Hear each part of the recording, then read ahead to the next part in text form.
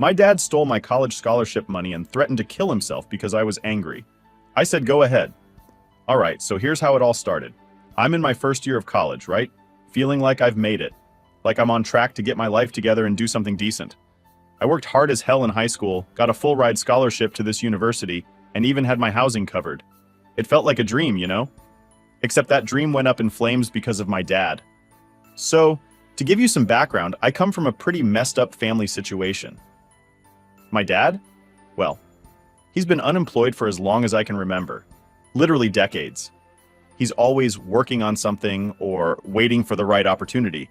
But the truth is, he just doesn't feel like working. My mom's not much better, but we'll get into that later. Right now, it's all about what he did to screw me over. I get this check every semester for about $9,000 to cover my dorm fees. It's all part of my scholarship package, and it's supposed to go toward my housing. I never even see the money because it gets sent straight to my home address, where I don't live anymore. I didn't really think much of it because my dad told me he'd handle it. I was naive, like really naive. I guess part of me wanted to believe he'd step up for once, you know? Well, I should have known better. So about a couple months into the semester, I get this email from my college saying my dorm fees still haven't been paid. I'm confused, obviously, because I thought my dad had already taken care of it. I'm stressing out, thinking it's some sort of clerical error, and I start trying to figure out what's going on. I call my dad and ask him what's up with the housing payment. He gives me some runaround story about funds being hard to access, which honestly didn't make any sense to me. But at the time, I didn't know much about how all this financial stuff worked. So I let it go. Stupid, I know. Weeks go by, and I'm still getting these warning emails from the housing office. If the payment doesn't get made soon, I could get kicked out of my dorm. I'm barely sleeping, barely eating, just straight up anxious 24/7. All I could think was, what if I lose my spot in college over this? I worked so hard to get here, and it felt like it was slipping out of my hands all because my dad couldn't get his act together. Finally, I call him again, more desperate this time. I'm practically begging him to pay off my dorm fees before I get kicked out. That's when he drops the bomb on me. He used the $9,000 for the hotel. I'm like, what hotel? And then it hits me. You see, my dad, my mom, and my younger siblings had been living in a hotel for the past few months because they got evicted from our old house. I didn't think much of it before because, frankly, I had my own stuff going on with school and everything. But now, it all made sense.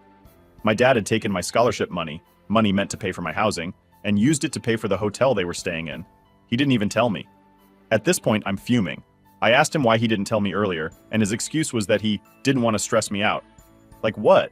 You think I'm not already stressed out knowing that I could lose my spot at college because you couldn't pay the bill? I told him I worked my ass off in high school to get here and that it wasn't fair he was risking my education for his own mistakes. And you know what he said? He blamed me. He said it was my fault because I wasn't helping the family enough. Can you believe that?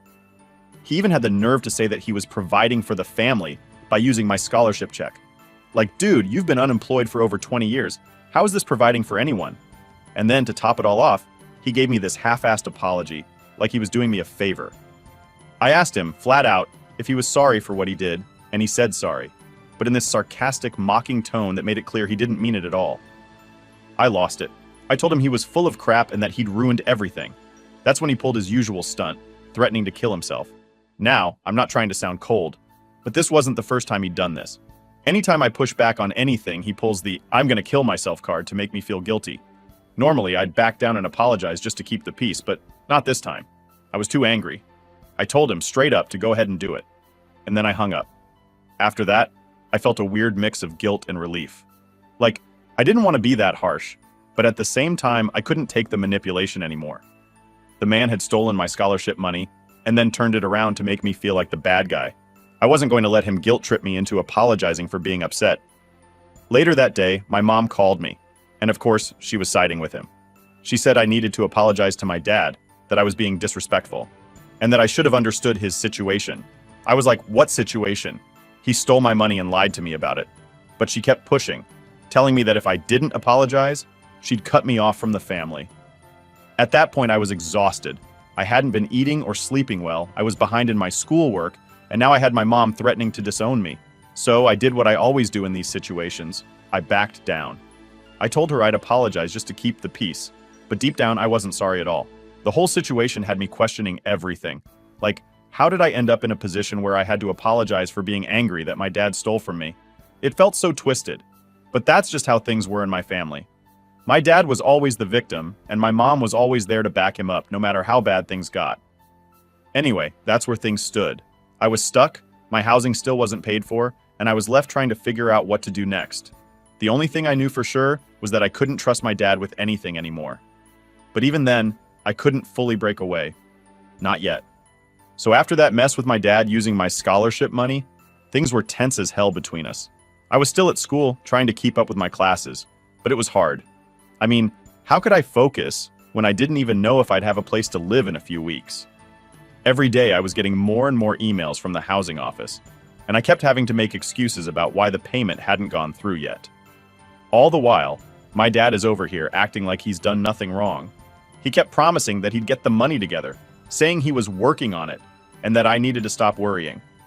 But how could I not worry? The deadline was creeping up fast, and I couldn't just sit around hoping he'd magically come through. Thanksgiving break was coming up, and I was dreading going back home. I didn't even want to see my dad after everything that had happened, but I didn't really have a choice. It was either go home or stay in the dorms alone, and honestly, I didn't want to spend the holiday by myself. I figured I'd just go home, keep my head down, and avoid any big arguments. When I got there, things were super awkward right away. My dad was pretending like nothing had happened, trying to act all friendly, but I wasn't having it. I could feel this weird tension between us, like we were both waiting for the other one to snap. My mom, on the other hand, was doing her usual thing of playing peacekeeper, trying to brush everything under the rug. She kept telling me, "Just let it go. It's Thanksgiving. Don't start anything." But I was still pissed. At dinner, we all sat around the table, and I could barely eat. Every bite felt heavy, like I was swallowing a rock. My dad kept trying to make small talk, asking me about school and how my classes were going, like he actually cared. I gave short answers, trying to just get through the meal without blowing up. But then he brought up the scholarship money, and that's when I lost it. He casually mentioned how he'd figured it all out and would have the money by the weekend. I couldn't help it. I laughed, like really laughed, because I'd heard that line so many times by now that it was almost funny. Almost. "Sure, you'll have it by the weekend," I said, my voice dripping with sarcasm. "Just like you've had it for the last 2 months, right?" My dad's face dropped, and he got defensive immediately. He started going on about how hard things had been for the family, how I didn't understand the pressure he was under. The same crap he always pulled, but I wasn't going to let him guilt trip me again. "You stole my money," I shot back, trying to keep my voice steady, but it was hard. "That was for my dorm, and you spent it on yourself. Now I'm the one who's going to get kicked out because of you." He didn't like that.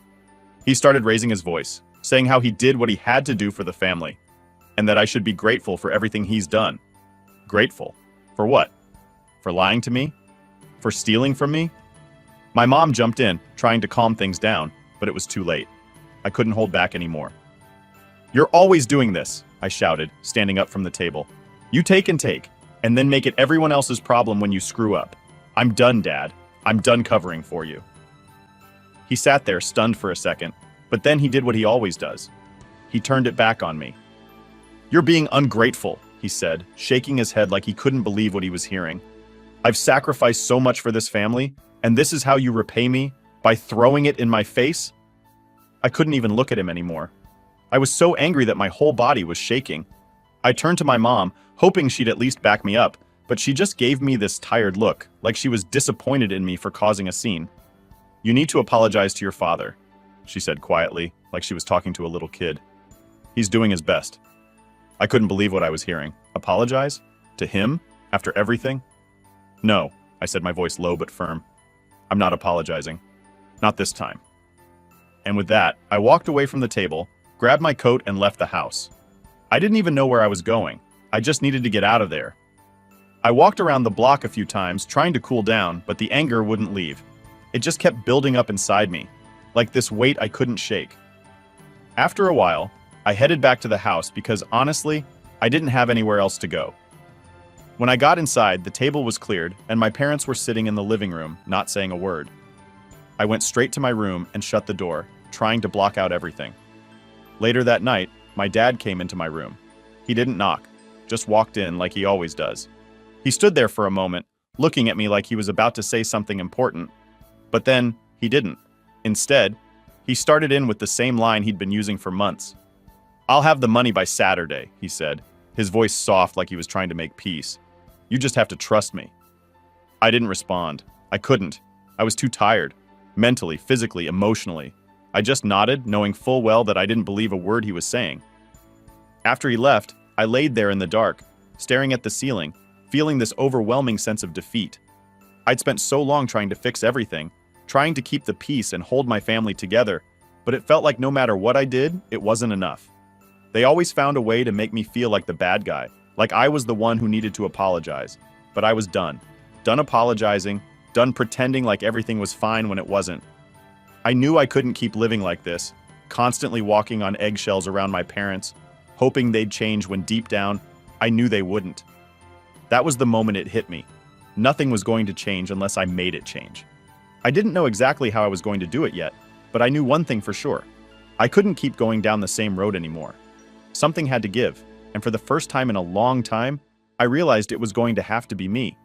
So, after Thanksgiving, I went back to school, and honestly, I was just trying to keep my head down. I didn't really talk to my parents much after that fight during dinner. Things were awkward, to say the least. My dad still hadn't paid the housing fees, and I kept getting those emails from the housing office. The deadline was way past, and I was still holding on to this slim hope that he'd actually come through like he said he would. But deep down, I knew better. The last straw came a couple weeks later when I got a notice saying if my dorm fees weren't paid by the end of the week, I'd be forced to leave. That was it. The panic really set in then. I was barely hanging on in my classes. And now I had this cloud hanging over me, wondering if I'd be homeless on top of everything else. I didn't know what to do. Like, what was I supposed to do? I'd already asked my dad 100 times, and I knew he'd just keep making excuses. I tried calling him again, one last time, just to give him a chance. But of course, it was the same old story. He claimed the money was coming soon, maybe by the weekend, maybe early next week.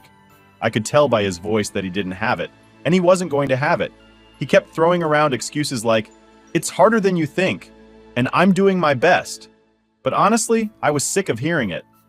I didn't even bother arguing anymore. I just hung up and sat there staring at the wall, trying to figure out what my next move was. That's when I realized I couldn't keep waiting around for him to fix things. He wasn't going to. He never had. I was on my own. I had to figure this out myself, or risk losing everything I'd worked for. I had no idea where to start, but the first thing that popped into my head was talking to the financial aid office at my school. Maybe they could help me out, give me a loan or something to cover the housing until I could figure out what to do next. It felt like a long shot, but I didn't have any other options.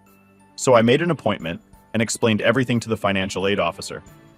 I told them about how my dad had taken my scholarship check and spent it on something else, leaving me with nothing to pay for my dorm. The woman I spoke to was really understanding, but I could tell even she was struggling to figure out how to help me. She said something about emergency bursaries, but the amount wouldn't cover the full cost, and there were no guarantees. She also asked if I'd thought about reporting what my dad had done since, technically, he had committed fraud. She didn't say it outright, but I could tell she thought I should turn him in. And honestly, a part of me wanted to. Like, how could he do this to his own kid and not feel any remorse? It felt so wrong, and I was angry enough that I almost considered it. But then I remembered what that would mean for my mom and siblings. If my dad got in trouble, the fallout wouldn't just hit him. My mom, who's not even a citizen, would probably get deported, and my little brothers would be left with no one. It's messed up, right? My dad's the one who screwed me over, but I couldn't do anything about it because my whole family would end up paying for his mistakes. So, I told the financial aid officer I couldn't go down that road. She understood but said there wasn't much more they could do. I left the office feeling worse than before, like I'd hit a dead end. A few days later, I was sitting in my dorm, staring at the eviction notice I'd gotten, when I got a text from my sister, Lisa. Now, Lisa and I hadn't talked in a while. Our relationship was pretty strained because of our parents, mostly because my dad had treated her like garbage too. But I guess she'd heard what was going on and wanted to check in. She asked how I was doing, and I told her everything, just kind of venting. I didn't expect much, but she ended up being way more supportive than I thought. She told me about how our dad had screwed her over too, back when she was in college. Apparently, he'd maxed out her credit cards and left her with a mountain of debt, which she'd been paying off for years. She said she had to drop out because of it, and that's why she ended up cutting ties with him and mom. It felt weird hearing her side of things. I mean, I knew our dad was a mess, but I didn't realize just how bad it had been for her. It was like this dark family secret no one had ever talked about. The more we talked, the more I realized we had both been through the same thing. We were both victims of our dad's lies and manipulations. Lisa told me that cutting them off had been the best thing she ever did, even though it had been hard at first. She said she felt freer than she ever had, and even though she wasn't in the best financial shape, at least she didn't have them controlling her life anymore. I felt this weird mix of relief and sadness after our conversation. On the one hand, I finally had someone in my family who understood what I was going through. On the other, it made me realize how deeply screwed up my family was. I mean, if Lisa had gone through all this before me and no one had done anything about it, what chance did I have? But at the same time, it gave me a little bit of hope. If Lisa had managed to pull herself out of the mess, maybe I could too. Maybe I didn't need to rely on my parents anymore. Maybe it was time to start figuring things out for myself. After that conversation, I made a decision. I wasn't going to wait for my dad to pay the housing fees. I wasn't going to let him keep dragging me down. I started looking for part-time jobs around campus, something I could do while keeping up with my classes. It wasn't easy, and the pay wasn't great, but it was a step in the right direction. I also started talking to Lisa more. We hadn't been close in years, but reconnecting with her felt like finding a lifeline in the middle of everything. She gave me advice on how to budget, how to handle the student loans I'd probably have to take out, and just general life stuff. It was nice having someone to lean on, someone who had been through the same thing and come out the other side. I still hadn't figured out how I was going to pay off the dorm fees, but at least I wasn't sitting around waiting for my dad to fix it anymore. I was taking control, little by little, and it felt good. For the first time in a long time, I didn't feel completely helpless. It wasn't going to be easy, but I knew I had to keep pushing forward. I couldn't let my dad's mistakes define my future. It was time to move on and start figuring out what kind of life I wanted, without relying on anyone else to make it happen. After talking to Lisa and realizing I wasn't alone in all this, I felt like I had some clarity. I wasn't out of the woods yet, not by a long shot, but at least I wasn't waiting around for my dad to do something he clearly had no intention of doing. I got myself a part-time job on campus working at one of the dining halls. It wasn't glamorous or anything, but it paid enough to cover my essentials and at least kept me afloat for the time being. The thing is, even though I was trying to move forward, it still felt like I had this massive weight on my chest. Like my parents were still in the background, messing with my head, and I couldn't fully shake them off. My dad would text me every once in a while, usually with some lame excuse about why he still hadn't gotten the money. He'd promise again and again that he'd get it soon, or that he was working on it. But I learned not to hold my breath. At one point, he actually had the nerve to call me up and say he could have paid the housing fees, but he was waiting on a better deal. Like, what? A better deal on what? A last-minute miracle? I didn't even know how to respond, so I just let him ramble on, tuning out halfway through his speech. It was always the same thing, a whole bunch of nothing. Meanwhile, my mom was still trying to play peacemaker, acting like I should be grateful that my dad was even trying at all. She'd call me up, tell me I needed to give him more credit, and then hit me with a guilt trip about how hard things were for the family. But that was her thing, right? Defending him? Even when he was clearly in the wrong. I guess she didn't know any other way. Anyway, as the semester went on, I managed to scrape together enough for my job and some savings to make a partial payment toward my dorm. It wasn't enough to clear the whole balance, but it was something, and at least it bought me some more time before I got kicked out. I was juggling work and school, barely getting enough sleep, but I was managing. I guess you could say I was in survival mode. One night, I was sitting in my dorm, exhausted from my shift at the dining hall, when I got another text from my dad. This one was different, though. It wasn't his usual excuses or empty promises. Instead, it was short and to the point. Need your help. Call me. At first, I was tempted to ignore it. I mean, after everything, why would I even consider helping him? But curiosity got the better of me, so I called him back, half expecting another round of BS. When he answered, he sounded off. Not his usual fake confident self. He sounded nervous, maybe even desperate. I asked him what was going on, and he launched into this story about how he'd gotten in over his head with some debts he hadn't mentioned before. He said he was being hounded by creditors and that if he didn't pay up soon, things were going to get ugly. I didn't know what to say. Like, this was classic my dad behavior. Digging himself into a hole and then expecting someone else to pull him out. But even still, I felt this tug. Despite everything, he was still my dad, and a part of me didn't want to see him completely crash and burn. But at the same time, I was so done with his nonsense. I couldn't believe he was asking me for help when he hadn't even been able to help me with my own situation. Why are you telling me this? I asked him, not really sure where this was going. I need you to help me, he said, his voice shaky. I'm out of options here. I don't know what else to do. I couldn't believe what I was hearing. After everything he'd put me through, now he wanted me to bail him out? I can't help you, I said, trying to keep my voice steady. I'm barely holding things together as it is. He didn't like that. He started going on about how he was my father and how it was my responsibility to help the family. Same old guilt-tripping tactics, but this time they weren't working on me. I told him I wasn't going to get dragged into his mess, not anymore. He got quiet for a second, and then he said something that really threw me. If you don't help me, I'm going to lose everything, he said, his voice almost a whisper. And your mother. She'll be the one who pays for it. That hit me like a punch to the gut. He knew exactly what he was doing, pulling my mom into it like that. He knew I still cared about her, and he was using that to try and manipulate me. I could feel my anger boiling up again, but I kept it in check. That's not on me, I told him. You've made your choices. I'm not going to bail you out. Before he could say anything else, I hung up. My hands were shaking, and I could feel this mix of anger and guilt swirling inside me. I knew I'd done the right thing by refusing to help him, but it didn't make it any easier. I felt like I was caught in this never-ending cycle of trying to break free from my parents, only to have them pull me back in with their drama. The next few days were rough. I couldn't stop thinking about that phone call, wondering if I'd made the right choice. I knew logically that it wasn't my responsibility to fix my dad's problems, but the guilt was still there. My mom was stuck in that mess too, and no matter how much I tried to distance myself, it felt like I was abandoning her. But then I talked to Lisa again. I told her about the call, about how our dad was trying to guilt me into helping him. She didn't hesitate for a second. You did the right thing, she said firmly. He's using you, just like he used me. Don't let him drag you down with him. Hearing her say that was exactly what I needed. It was like a weight lifted off my chest, even if just a little. I wasn't alone in this. Lisa had been through it too, and she was living proof that it was possible to get out and stay out. That's when I realized I had to set boundaries. I couldn't keep letting my parents pull me into their mess every time things went wrong. It was time to start looking out for myself, even if it meant distancing myself from them more than I already had. It wasn't going to be easy, but it was the only way I was going to survive this. So I made a decision that night.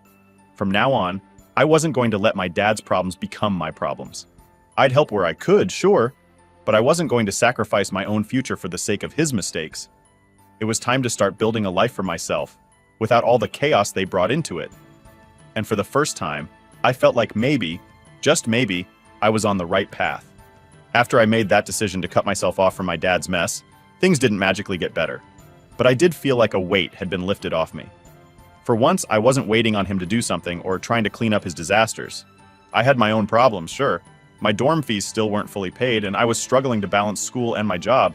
But at least I knew where I stood. I wasn't tied to his promises anymore. That was something. But of course, my dad wasn't about to let me go that easily. It didn't take long before he tried to pull me back in. It started with texts, little guilt-trippy messages about how things were falling apart, how the family needed me, how I was being selfish for not helping. I ignored them at first. I had already made up my mind not to get sucked back in, and I didn't need his drama on top of everything else I was dealing with. Then one day my mom called. I hadn't really talked to her much since everything went down. She usually only called to defend my dad or to tell me I needed to apologize for whatever reason. But this time her tone was different. She wasn't yelling or guilt-tripping me. She just sounded tired, like really worn out. I knew things at home weren't great. My dad had his debts piling up and they were still living in that hotel, but I guess I hadn't realized how bad it had gotten. My mom said they were on the verge of losing the room, that they didn't have enough money to stay there much longer. She said they were running out of options and didn't know what to do. The thing is, I felt bad for her. I really did. I could hear it in her voice how desperate she was. But at the same time, I couldn't shake the feeling that this was just another way for my dad to get me to cave. He knew I cared about my mom, and he was using her to get to me. It was hard, though, because I didn't want to leave her in that situation. I didn't want my brothers to suffer because of the choices my dad had made. I told her I couldn't help financially, that I was barely making it myself. I could tell she was disappointed, but she didn't push like she usually did. Instead, she asked if I could come home for the weekend just to talk. She said my dad wouldn't be there, that he was off dealing with his debts or whatever, and she just wanted to see me. I agreed, mostly because I felt guilty. I figured maybe I could help in some other way, even if it wasn't with money. When I got home, it was even worse than I expected. The hotel they were staying at was this rundown place, way out on the edge of town. The room was cramped, with my mom, my two younger brothers, and their stuff all crammed into this tiny space. It smelled like old carpet and mildew, and there were stacks of papers and bills scattered around. My mom looked exhausted. She'd always been this strong, put-together person in my mind, but seeing her like that, it really hit me. We sat down to talk, and she told me more about what had been going on. My dad's debts were bigger than I thought, and he wasn't making any progress in paying them off. He'd been borrowing money from anyone he could, including some family members who weren't exactly happy about it. The whole situation was spiraling out of control, and my mom was just trying to hold everything together. But then she said something that really threw me. She asked if I could take in my younger brothers for a little while, just until they got back on their feet. She said it would be temporary, just a couple of months, but that they needed some stability, and right now they weren't getting it. I sat there, stunned. I hadn't expected that at all. I mean, I love my brothers, but I'm in no position to take care of anyone right now. I'm barely taking care of myself. I'm still living in a dorm, working a part-time job to pay my own bills, and now she wanted me to be responsible for 2 kids? I didn't even know what to say. I don't know if I can do that, I told her, trying to be gentle about it. I'm not in a place where I can take care of them. I barely have enough for myself. She nodded, but I could see the disappointment in her face. I understand, she said quietly, but I knew it wasn't what she wanted to hear. I just don't know what else to do. We sat in silence for a while after that. I could tell she felt trapped, and honestly, I felt guilty for not being able to help more. But at the same time, I knew I couldn't take on that kind of responsibility. I wasn't equipped for it, and I didn't want to end up resenting them for something that wasn't their fault. Before I left, I told my mom I'd help however I could, but I couldn't take my brothers in. I offered to help her look for other options, maybe find some kind of assistance program or something, but I could tell she wasn't hopeful. She thanked me for coming, but I could see it in her eyes. She felt like I was letting her down. Driving back to school, I couldn't stop thinking about the whole situation. I kept going back and forth in my head, wondering if I'd made the right decision. On one hand, I knew I couldn't realistically take in my brothers. I wasn't in a stable enough place for that. But on the other hand, they were my family. How could I just leave them in that situation? I called Lisa when I got back to my dorm. I told her everything that had happened, and like always, she was straight with me. You did what you had to do, she said. You can't save everyone, and you can't set yourself on fire to keep them warm. Trust me, I've been there. It's not your job to fix their mess. She was right. I knew she was right. But it didn't make it any easier. I guess part of me still felt like I owed them something, even after everything. It's hard to shake that feeling, you know? Like, they're still my family, and as messed up as everything is, I still care about them. But Lisa was right. I couldn't let myself get dragged down by their problems. I had to start looking out for myself, or I'd end up in the same position they were in. And that was the last thing I wanted. The next few weeks, I focused on getting through the semester. I put my head down, went to work, studied as much as I could, and just tried to stay on track. My grades weren't great, but they weren't terrible either. I was getting by, and for now, that was enough. I still felt guilty about my mom and my brothers, but I knew there was only so much I could do. I had to draw the line somewhere, or I'd never be able to break free. It was hard, but I kept reminding myself that it wasn't my job to fix everything. And maybe, just maybe, I was starting to figure out how to move forward without them pulling me back down. As the semester went on, things kind of settled into this weird routine. I was still working at the dining hall, scraping by with the money I made from that, and trying to keep up with my classes. My grades were better, but not where they should have been. Honestly, I was just exhausted all the time.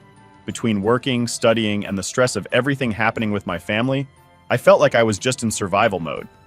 My dad kept sending me texts here and there asking for updates on my life, and sometimes dropping hints that they were still struggling.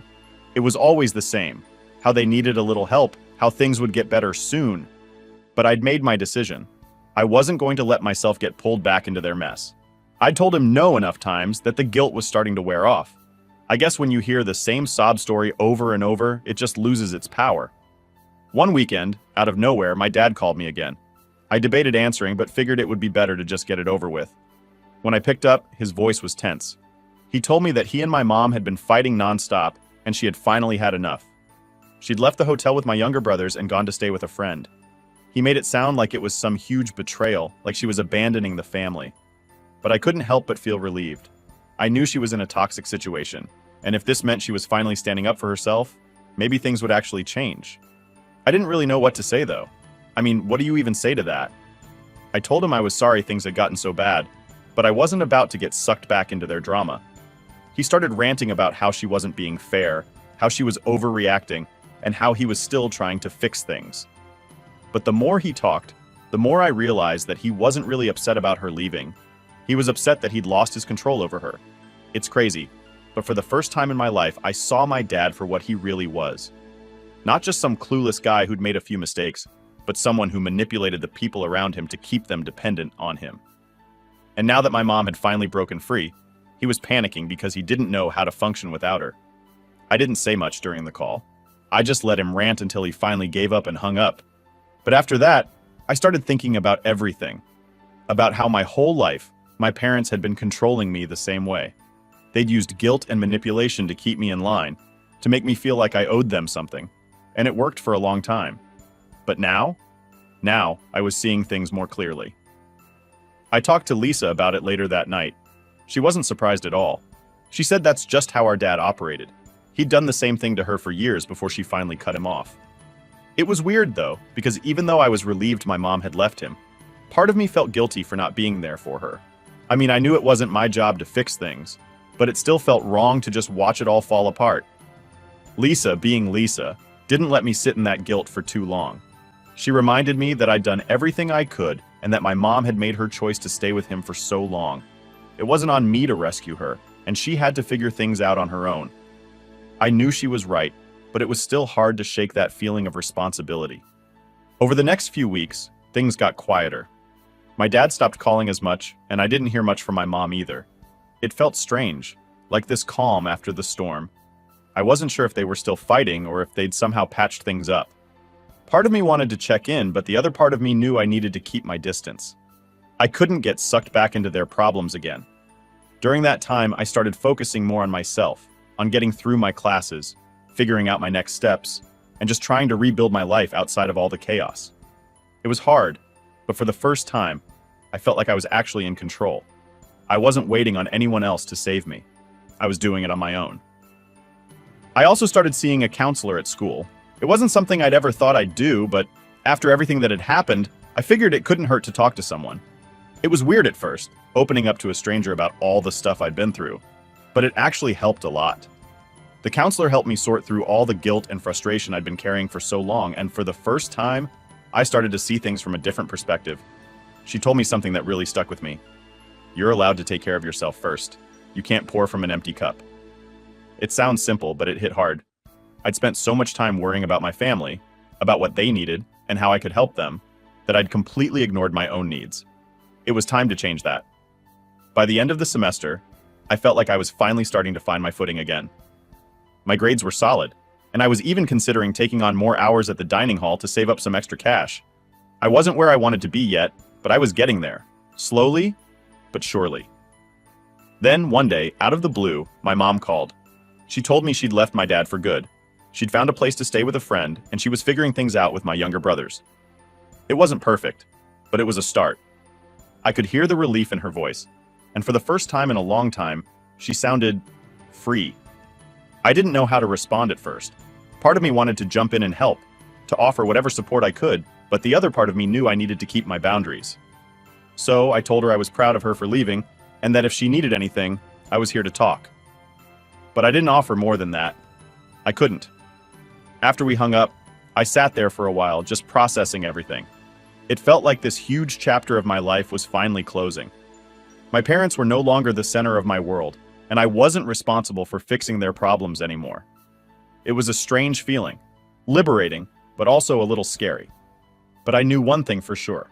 I was moving forward. My family would always be there, in some way or another, but they didn't control me anymore. I was done with that part of my life, and now it was time to focus on what came next. Whatever that was, I was ready.